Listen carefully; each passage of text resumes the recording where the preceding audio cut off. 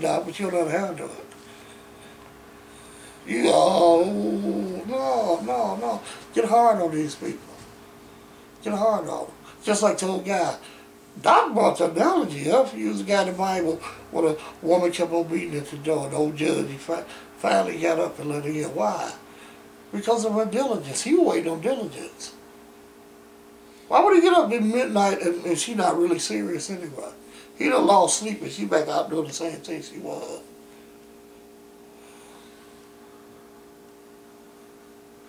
Listen, I disagree with you.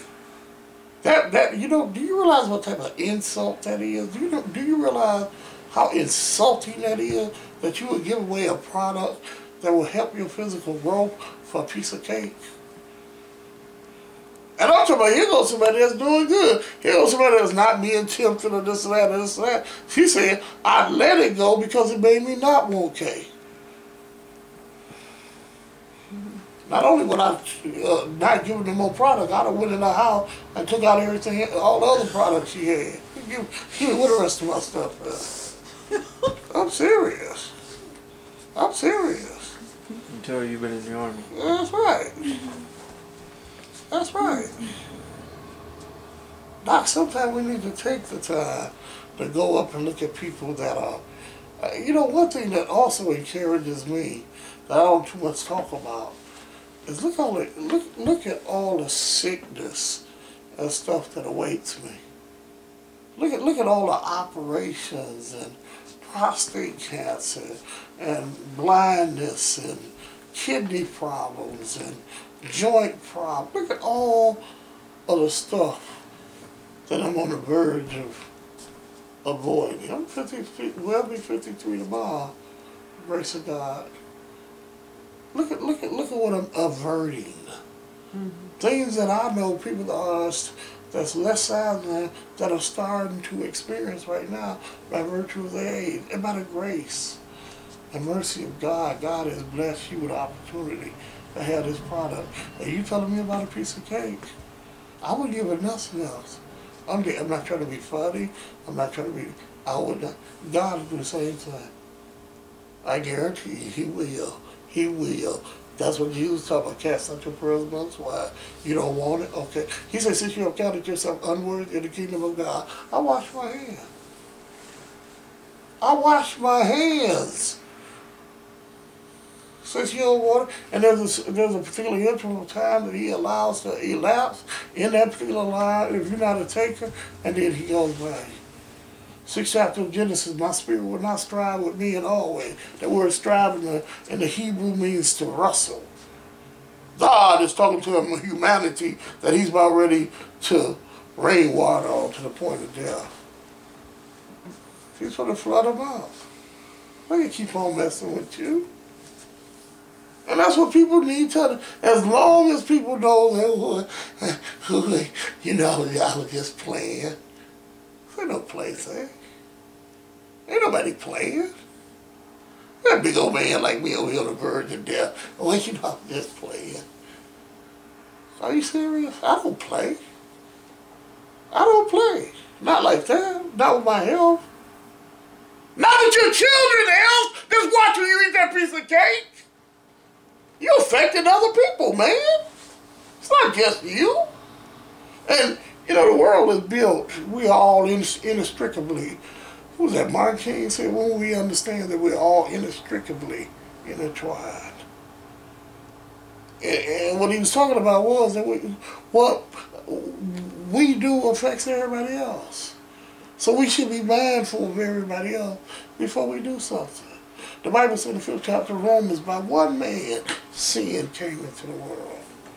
Adam was not aware of that, what he was doing, the decision he was making that will affect the rest of humanity. And the multiplicity of wars and babies and destruction and death that this world has seen is a derivative of a decision he made in selfishness. No, I don't want to hear that.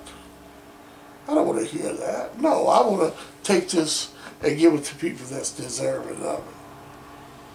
And use it in a manner that it was built for. Somebody gonna sit around and play in this and that. Let me say this in conclusion. God will not invest where there has not been a commitment on the part of that individual to do that which is necessary to utilize this.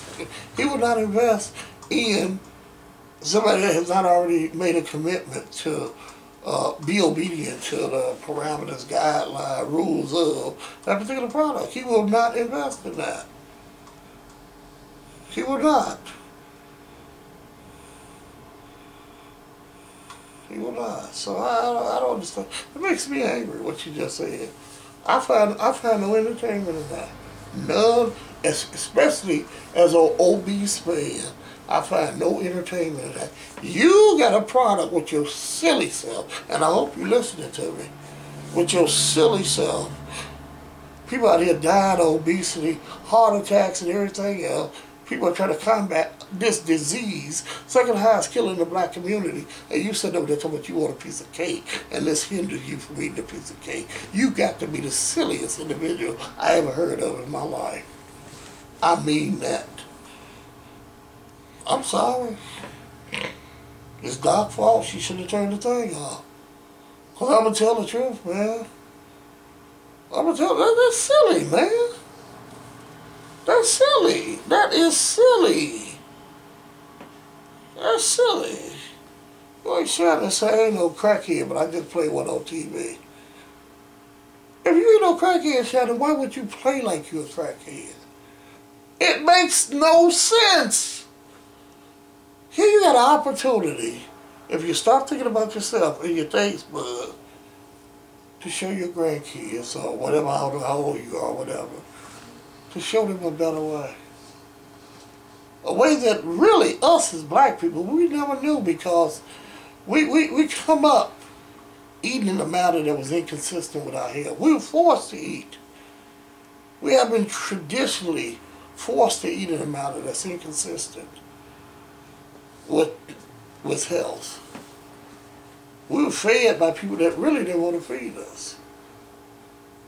So in regard to proper consumption, that's really an unheard of thing in the black community.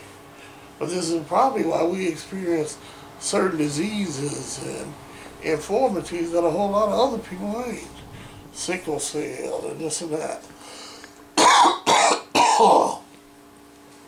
Doctor had a white woman on Biggest Loser last night, and she was diabetic. Gas. How long you been a diabetic? 20 years. 20 years. And she suffers from the same type of diabetes I do. Well, the only thing you have to do is lose weight. She wouldn't do it. And her little grandkids and her daughter and her husband just begging her to do something about it. It was couples week. I wish you could have seen it. And they had her daughter over there with her. She done passed this intellectual laziness, I call it, to her daughter. She's obese now.